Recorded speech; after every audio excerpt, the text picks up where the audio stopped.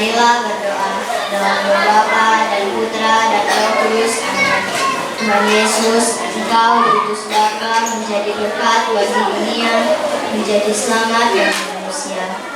Utuslah kami anak-anak-Mu di Indonesia untuk menjadi sahabat yang kuat bagi yang lemah, rela berkorban bagi yang menderita, sahabat penghibur bagi yang sakit dan gelisah.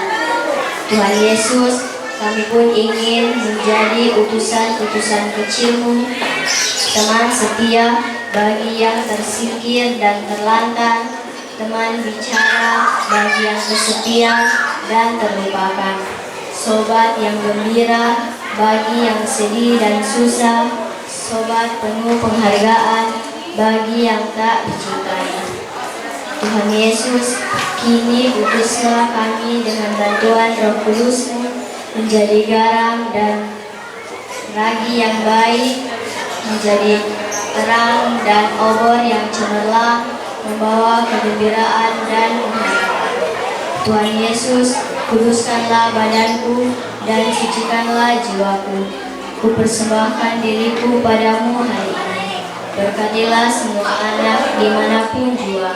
Berkatilah semua orang yang kami jumpai, siapapun dan dimanapun jua. Amin. Dalam nama Bapa dan Putra dan Roh Kudus. Terima kasih. Terima kasih.